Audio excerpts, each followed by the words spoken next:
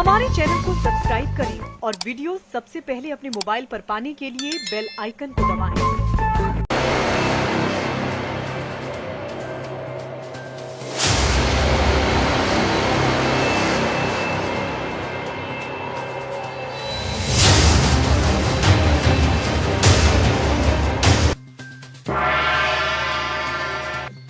नमस्कार, मैं हूं अनिल वर्मा शेखर। चुनावी दंगल में आज हम रोजगार की चर्चा करेंगे। इस चुनाव में रोजगार एक बड़ा मुद्दा बनने जा रहा है। पिछले 5 साल में बड़ी संख्या में नौकरियां देने का वादा किया गया था और उसके बाद में भी पिछले 5 सालों में नौकरियां नहीं मिली हैं और बेरोजगारों की संख्या बढ़ी है, परीक्षाएं नहीं हो पाई हैं। कल हम लोगों ने इस पर भी चर्चा की थी। खासतौर से अपने जनपद में कौन से ऐसे उद्योग लगे, कौन से ऐसे नए कारखाने शुरू हुए जिनमें कहीं ना कहीं नौकरी का, सेवा का के अवसर, जला दो सेवा के अवसर बड़े हैं। ये इस पर हम लोग चर्चा करने वाले हैं क्योंकि सलमान खुर्शीद के समय पे इस तरह की चर्चा होती थी। बार बार पूछा जाता था कि कितने कारखाने लगे, कितनी नौकरियां मिली।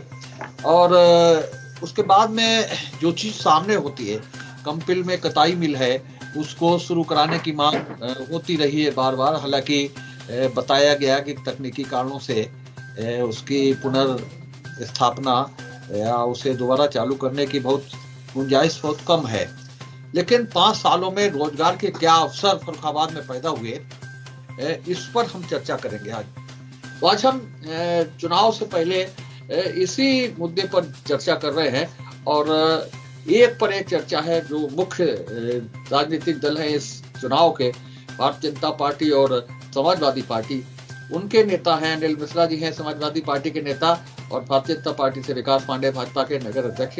इनके बीच ही इस चर्चा होगी कि रोजगार को लेकर के क्या अवसर इस 5 सालों में क्या अवसर उपलब्ध हुए फर्रुखाबाद जनपद में। या पूरी ताकत थी सांसद और 4 विधायक, कई नगर पंचायतों में अध्यक्ष, जिला पंचायत में पूरा दबदबा, तो ये सारी चीजें थी। उसके बाद में भी क्या अवसर फर्रुखाबाद के लोगों को मिले, कितनी नौकरियां मिली, कितने रोजगार मिले, कितने कारखाने खुले। क्योंकि ओडी-ओपी योजना का, एक जनपद एक उत्पाद योजना का बड़े जोर शोर से प्रचार किया गया था। बड़ा एक सेमिनार हुआ था लखनऊ में और उसमें भी फर्रुखाबाद के ही कुछ ऐसे लोगों के उद्योग शामिल किए गए थे। जो इस तरह की चीजें हैं, जो ओडी-ओपी योजना से क्या लाभ मिला है, फर्रुखाबाद को क्या लाभ मिला है। अब इस समय तक तो दोनों प्रोडक्ट हमारे, कपड़ा छपाई और कढ़ाई, दोनों इस ओडी-ओपी योजना में शामिल हैं। तो क्या रोजगार को लेकर के क्या जवाब देंगे जब आप वोट मांगने के लिए जाएंगे गली गली, गांव गांव, तब रोजगार को लेकर के क्या सवाल देंगे, क्या जवाब देंगे, सवाल जब उठेंगे। अनिल मिश्रा जी, शुरू करिए इस बात को कि ओडी-ओपी योजना को लेकर के जिस तरह से बड़े बड़े दावे किए गए, बड़ी बड़ी सेमिनार और कार्यशालाएं हुई लखनऊ में, लेकिन उसका फर्रुखाबाद में क्या असर दिखा, क्या उससे लाभ मिला, कितने नौजवानों को नौकरियां मिली, और जो लोग जरदोजी कारखाने बंद होने से बेरोजगार हुए या छपाई कारखानों के दूसरे जिलों में, सूरत में या दिल्ली में शिफ्ट होने के बाद में जो बेरोजगार हुए, उनकी क्या स्थिति है, ये हम जानना चाहेंगे। शेखर जी, कहाँ तो चाहिए था चिरागा हर एक घर के लिए, और कहाँ चिराग मयस्सर नहीं सारे शहर के लिए। मैं कहता हूँ कहीं निगाह डाल लीजिए, अपने मोहल्ले से लेकर के पड़ोस के मोहल्ले तक, किसी गली, किसी कूचे तक, कहीं पे मनिहारी से लेकर के कहीं पे, और बताएं हमारे भारतीय जनता पार्टी के सम्मानित सदस्य कि किसको रोजगार मिला। तो एक व्यक्ति का नाम बताएं कि इसको रोजगार मिला। ओडी-ओपी स्कीम की जो बात की जा रही है, ओडी-ओपी की स्कीम 1 डिस्ट्रिक्ट 1 प्रोडक्ट। पहले इसमें हैंड प्रिंटिंग, ब्लॉक प्रिंटिंग था। उसके बाद में आपने बताया, भी सही बताया, कि इसमें जरदोजी का भी व्यवसाय लिया गया। लेकिन ओडी-ओपी की स्कीम के अंतर्गत कितने लोगों को रोजगार मिला? रोजगार में और स्वरोजगार में बड़ा अंतर होता है। ओडी-ओपी की स्कीम पूरी तरीके से बैंक मैनेजर के हाथ का एक खिलौना बन करके रह गई है। मेरा स्पष्ट रूप से ये आरोप है।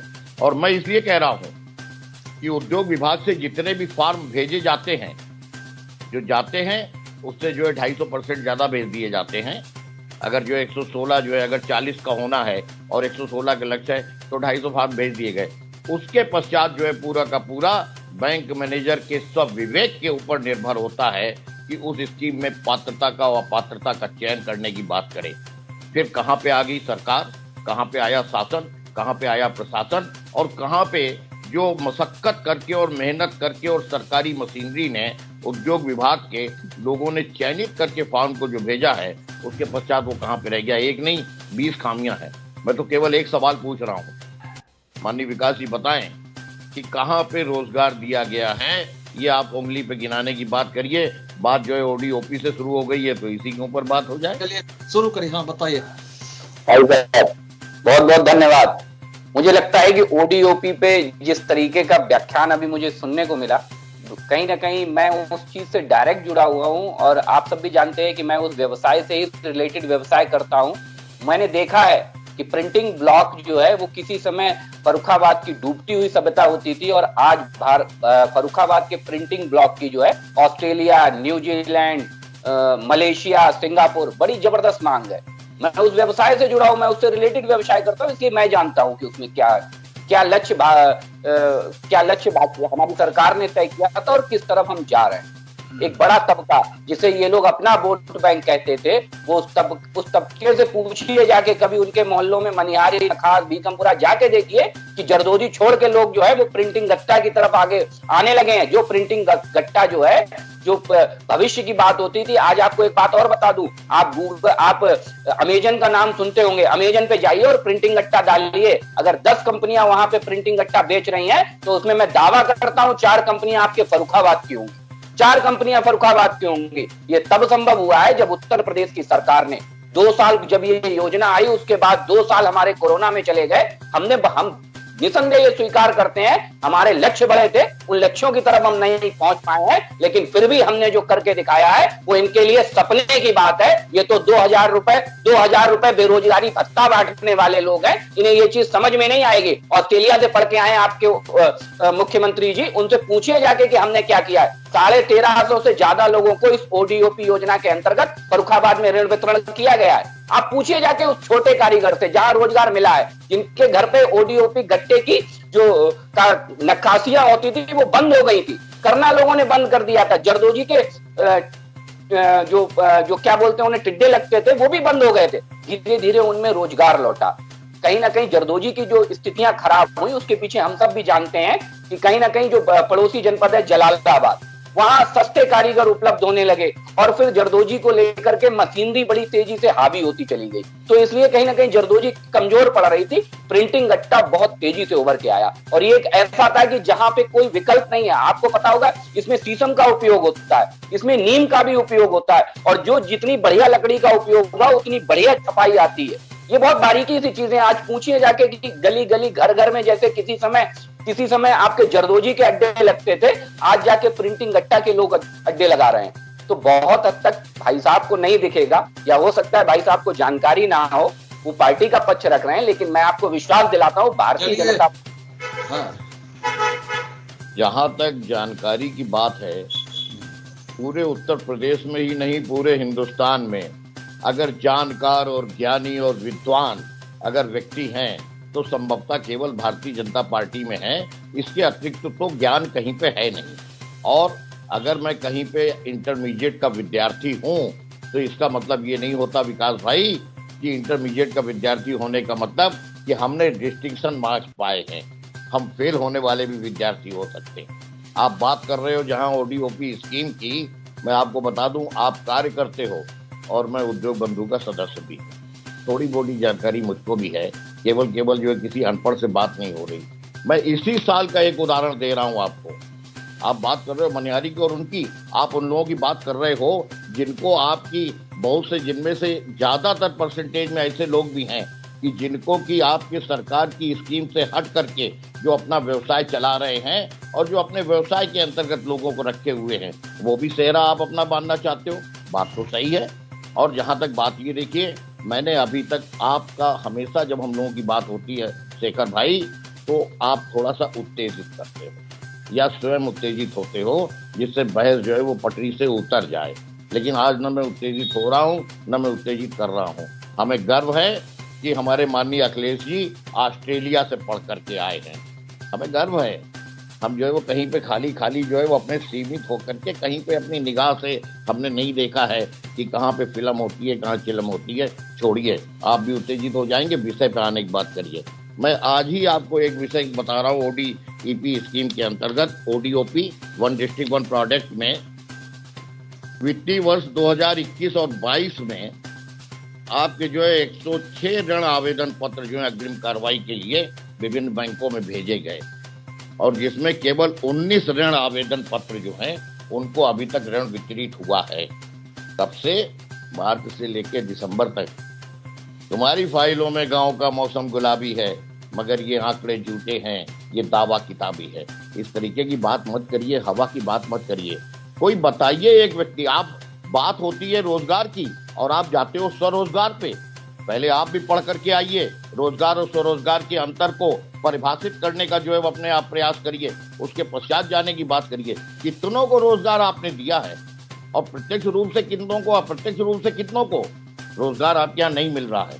अगर सच पूछिए तो अगर आप जो है वो अपने सरकारी आंकड़ों में जाएं तो आपके 3 स्कीम जो आपकी ये हैं, इन 3 स्कीम के अंतर्गत अगर साल में जो है एक में 40 गए हैं तो केवल 120 गए हैं, और 4 साल का गुणा कर दीजिए, 600 से ज्यादा लोगों को आपने स्वरोजगार भी नहीं दिया है।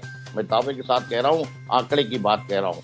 और केवल बैठाने की बात नहीं, एक चीज और, हमारी आपकी डिबेट को जानकार लोग भी सुन रहे हैं, ज्ञानवान भी सुन रहे हैं, हमसे आपसे अधिक ज्ञानी और तकनीकी विशेषज्ञ भी सुन रहे हैं। बड़ा गंभीरता से एक बात करिए, मेरा आपसे अनुरोध है।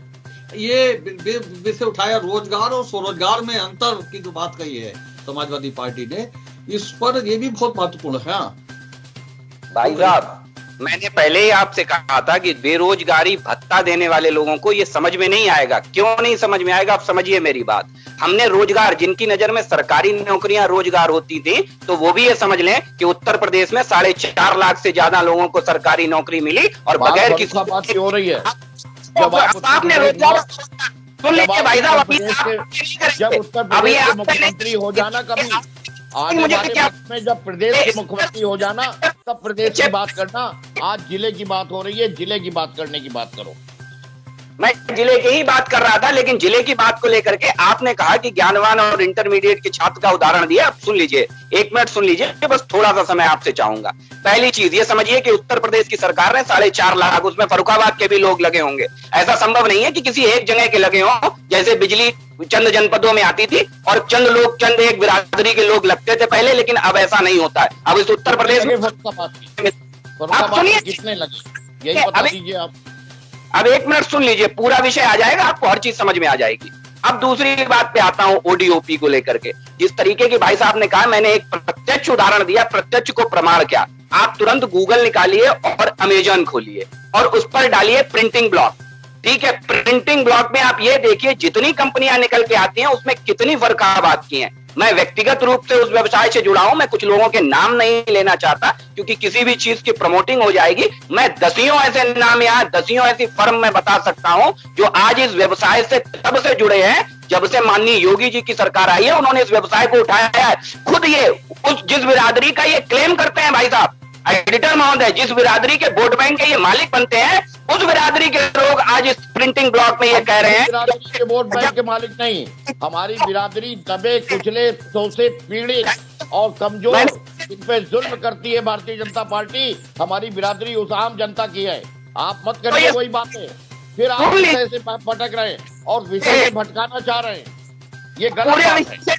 नहीं, बिरादरी आ गई इसमें ODOP की बात चल रही थी, बिरादरी कहाँ से आ गई? ODOP पे ही तो हूँ मैं बिरादरी की बात करते होंगे तो भाई साहब, तो हम तो हर दलित, शोषित, कमजोर और पिछड़े वर्ग की हम बात करते हैं, जिसको मौका आप नहीं देते हो। आप विषय क्यों भटकते हो? अखिलेश यादव को कुछ नहीं है, आइए बात करिए बिल्कुल विषय। दलित शोषितों को रोजगार अप्रत्यक्ष प्रत्यक्ष रोजगार देने के लिए हमें बता दे माननीय समाजवादी पार्टी के प्रवक्ता की कितनी योजनाएं चलाई, ओडीओपी जैसी कितनी योजनाएं समाजवादी पार्टी ने चलाई है, ये मुझे बता दें। हमने अगर 10 लोगों को भी रोजगार काम, एक जवाब, आप सुन लीजिए, एक सवाल, एक बोलने भी नहीं। अरे तो सुन रहा, सवाल का जवाब लो, हम दे रहे हैं जवाब, हम आपको जवाब दे रहे हैं, आप जवाब लो ना। आपने तो बोल नहीं, आप जवाब लो, मैं तो सुनिए, आपके मुख्यमंत्री, अरे सुनिए, तो मेरा भाई, अरे एक सवाल आपका पूरा आ गया। आपकी मुख्यमंत्री युवा स्वरोजगार योजना, ये पहले समाजवादी स्वरोजगार योजना थी मान्यवर, केवल नाम बदलने से नहीं कुछ होता, एक एक बात के ऊपर जवाब है, और ये जवाब तो जनता मांगेगी आपसे, आम जनता जवाब मांगेगी, आम जनता कपड़े और मकान की बात करेगी, आम जनता बेरोजगारी की बात करेगी, आम जनता के हाथों की बात करेगी आप। हाँ बोलिए अनिल जी, बोलिए। हाँ मैंने इनको जवाब दिया कि केवल नाम बदल देने से नहीं कुछ होता है। अब हमें बताना, ओडीओपी जैसे कितने कितने कार्यक्रम समाजवादी पार्टी ने अपनी सरकार में चलाए। अरे हमने 10 लोगों, अरे रोजगार की बात करो ना, रोजगार की आपने बेरोजगारी भत्ता बांटने के अलावा क्या ऐसा काम है? आपकी सरकार, सुनिए, आपकी सरकार तो भयानक जंगल राज की सरकार है, हमारी सरकार विकास की सरकार थी। जंगल राज, आपके जो हाईवे बना तुम्हें कितना रोजगार मिला जनाब? कहाँ कहाँ रोजगार नहीं दिया गया? जंगल राज के जो मुखिया है रोजगार खत्म कर दिया, ये भी बताइए।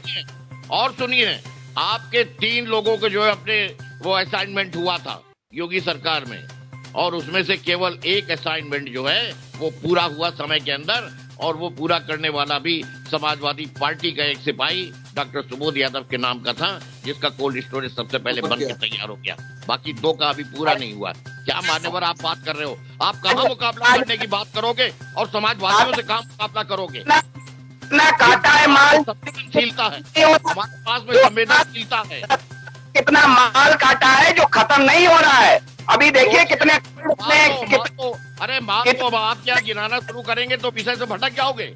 माल बताऊंगा, माल के संग संग कितना जुल्म ढाया है, इसीलिए धोखा है तुमने कितनों को बेरोजगारी में। अरे पेट्रोल पंप से कितना माल काटा गया है आपके यहाँ जो है वो डीजल में, गैस में, अपनी अंबानी से कितना माल काटा गया है। छोड़ो, मैं कारण निरर्थक आरोप लगाने का आदी नहीं हूँ, लेकिन लगाओगे तो जवाब मिलेगा उसका।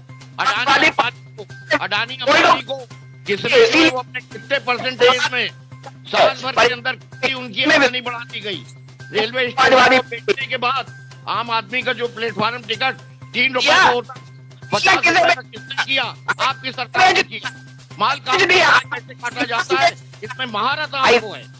पार्टी ने तो अपना ईमान कर भाई, या तो बात होगी या फिर विषय भोग की बात होती है, तो उस पर भी हम जो है अपने जवाब देने की हिम्मत से बचाया है। हमने इस उत्तर प्रदेश को दंगों से बचाया है, हमने इस उत्तर प्रदेश को कब्जा मुक्त कराया है। जो एक कब्जा प्रथा चली थी हमने उससे मुक्त कराया है, हमने दंगाइयों से उस उत्तर प्रदेश को मुक्त कराया है, और बेरोजगारी से अंधेरे से मुक्त कराया है। हमने बेरोजगारी भत्ते नहीं बांटे हैं, हमने ओडीओपी में भी लोन दिए हैं, और हमने 4.5 लाख रोजगार उपलब्ध कराए हैं इस उत्तर प्रदेश में, बगैर किसी एक पैसा पड़े हुए। एक भी आरोप नहीं है। इससे पहले की सरकारों के जितने भी नियुक्तियां थी वो हाई कोर्ट में जाके खत्म होती थी, कोर्ट की दहलीज पे खत्म होती थी। एक भी नियुक्ति कोर्ट की दहलीज पे।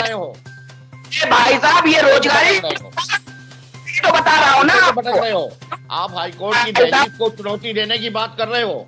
हम तो कोर्ट का सम्मान करते हैं, और आप यहाँ पे कह रहे हो कि हाई कोर्ट की दहलीज पे ये खत्म होता था, वो खत्म होता था। हाई कोर्ट ने क्या क्या कहा है आपकी सरकार के अधिकारियों के बारे में, अगर सोशल मीडिया के ऊपर जाओ तो वो भी ज्ञान आपको प्राप्त हो जाएगा। हम उस विषय पे नहीं जा रहे, विषय से मत बातिए।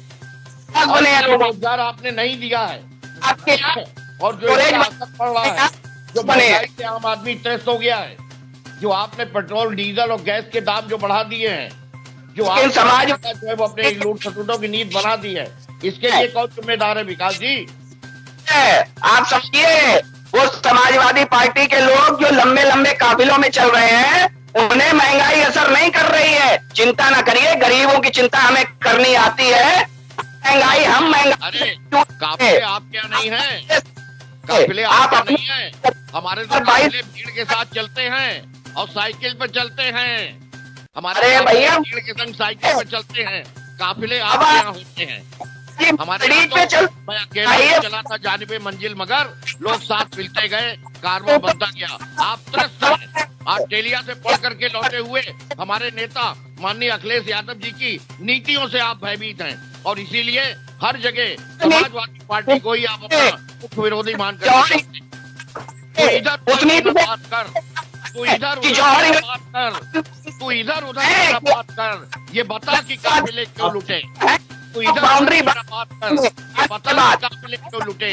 हमें रायजनों से गिला नहीं, तेरी बड़ी कमाल है। आपने रायबरी में आम आदमी के जीवन स्तर को ऊंचा कितना उठाया, दहशत का माहौल पैदा कर दिया है। कहीं गुप्ता का माहौल है, कहीं लखीमपुर में किसानों के ऊपर गाड़ी चलवा रहे हो आप, सीने को रौंदती हुई जा रही है। कहीं 9 महीने तक किसान को बेरोजगार करके, किसान को बिल्कुल बेरोजगार करके और 11 महीने बाद फिर बिल वापस लेने की बात कर रहे हो। तो पहले दिन क्यों ले आए थे। देखो यार, ये पब्लिक सब जानती है। आपके चेहरे बेनकाब हो चुके हैं। आप एक आदमी बताइए हमें, आसपास आपके जहां आप रह रहे हैं, खड़ियाई से लेके गंगानगर, नाला से सुमाल से लेकर के नुनहाई से लेके आवास विकास, एक व्यक्ति बताइए जिसको आपने रोजगार दिया हो, जिसको आपने नौकरी दी हो और रोजगार दिया हो। एक साल हो गया, सुनने वाले सुन रहे हैं कि आम जनता फैसला कर रही है। मानवर, ये आम जनता फैसला कर रही है उसके पड़ोस में रहने वाला कौन रोजगार पा गया, कौन नहीं पा गया, कौन अपने बूते खड़ा है और दूसरे के करे हुए शिकार को भी अपना मान रहे हो। आप जो अपने पैर खड़े होकर के अगर व्यापार कर रहे हैं, उनको भी आप अपना मान रहे हो। हमें एक आप उदाहरण दीजिए, नाम गिनाइए, नाला से लेकर के खड़ियाई तक। वरना आप खुली वाले लोग हैं, आप तो उनकी भी बैसाखी छीन लेते थे। आप तो वो लोग हैं। हमें अखिलेश यादव जी की सरकार के कोई भी एक योजना बता दीजिए जो उन्होंने 12 से लेकर 17 आपको इसलिए नहीं देंगे, इसलिए नहीं देंगे कि हम क्या करते थे। बखान आप कर रहे हो तथाकथित बयान, लोग इसलिए देंगे आपने क्या करा, आपने ठोक दो। अरे भाई क्या नहीं किया आपने। अरे क्या कहे हमने सितम, क्या समाजवादी पार्टी हमने सितम आपकी खातिर। भाई विकास जी, क्या हमने सितम आपकी खातिर। अरे जाएगी सनम, चलिए जा चुकी है सनम, जान ये जा चुकी है, आम आदमी की जान जा चुकी है, जान भी है आपकी खातिर। एक मिनट समाजवादी पार्टी क्या मुद्दे रह गए हैं, क्या पूछना चाहेंगे, अंतिम चरण में है आपकी बहस के। मैं इनसे एक सवाल करे दे रहा हूँ कि ये जो दहशत का माहौल है, ये जो अपने संविधान को जो है अपने धज्जियां उड़ाई जा रही हैं, रोजगार को लेकर गए। और सुनिए, शेर की सवारी करना बड़ा आसान होता है मानवर, लेकिन शेर से उतरना जो है फिर हिम्मत नहीं होती। जिस तरीके से प्रशासनिक मशीनरी को और पुलिस मशीनरी का दुरुपयोग खुलेआम आपने कराया जाति के लिए, उससे उतरने, उसका झेलने का दुष्परिणाम भी क्या आपको नहीं मतलब झेलना पड़ेगा। मैं सीधा सवाल कर रहा हूँ। आम आदमी का जीवन त्रस्त हो गया है, नरक हो गया है। आप क्या दे रहे हो, रामराज की बात करते हो और उसके बाद किस तरीके का रावण राज हो रहा है। रोजगार को लेकर के और क्या सवाल है। रोजगार को लेके कोई सवाल नहीं है। कारण ये है कि सरकार से हमने अभी माननीय एंकर जी, शेखर जी, आप जो सवाल किए, पहले ये उन्हीं का जवाब तो दे, फिर मैं नए सवाल और करूं।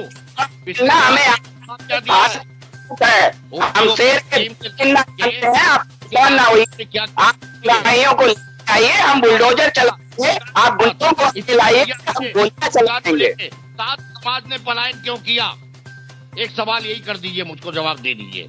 चलिए बताइए, का उपयोग अपने क्यों अपने घाटे में गया, आप यही जवाब दीजिए। आप पूछते हो सवाल तो पूछो कि दर्द कहाँ होता है। अरे एक जगह हो तो बताए कहाँ होता है। ये तो खुद देख रहे हैं, हमारे माननीय एंकर महोदय भी देख रहे हैं, आप भी चलिए, देख रहे हैं। इंडस्ट्रियल स्टेट का क्या चलिए, हुआ? जवाब सरकार आपकी, जवाब सुनिए, सरकार आपका इंडस्ट्रियल स्टेट का क्या किया आपने? क्या लोगों को हुआ? जब दर्द में लेके जाते हैं तो जनता को बड़ा हर्ष होता है। जवाब सुन लीजिए। हाँ, बताइए। देखिए, जिनके समय में बड़ी बड़ी कंपनियां उत्तर प्रदेश आने से डरती थी, इन्वेस्टमेंट के नाम पे जीरो होता था, और उत्तर प्रदेश में आज इन्वेस्टमेंट की बयार आई है। ये सबसे बड़ा उदाहरण है कि जंगल राज को खत्म करने का एक बड़ा फायदा इस उत्तर प्रदेश को मिल रहा है।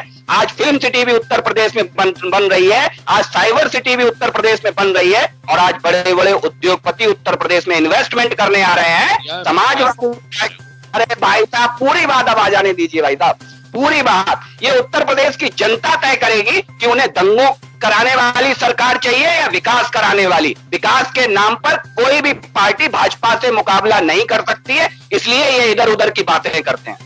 भाई मेरे जिंदगी, एक आखिरी बात, जिंदगी में बड़ा फलो फूलो, लेकिन विकास नाम रख लेने से विकास नहीं हो जाता। विकास होता है विकास से, बस इसको गौर करना, ये आगे बढ़ने की आपकी निशानी रहेगी। धन्यवाद। चलिए, आज की इस बहस में भाग लेने के लिए अनिल मिश्रा जी का और विकास पांडे जी का बहुत बहुत धन्यवाद। रोजगार पर चर्चा की है। आज भारतीय जनता पार्टी और समाजवादी पार्टी के प्रतिनिधियों ने रोजगार के मुद्दे पर, बेरोजगारी की समस्या पर खुलकर विचार रखे हैं। आज की इस बहस में, आज की इस चुनावी दंगल में भाग लेने के लिए आप दोनों का बहुत बहुत धन्यवाद। हम कल फिर मिलेंगे एक नई बहस को लेकर, एक नई विषय को लेकर के। तब तक के लिए इजाजत दीजिए। शुभ रात्रि।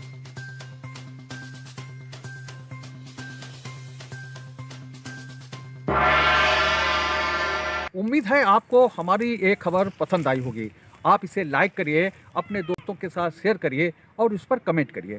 अगर आप पहली बार हमारे चैनल से जुड़े हैं तो चैनल को सब्सक्राइब करना मत भूलिए। यही निवेदन आपसे है।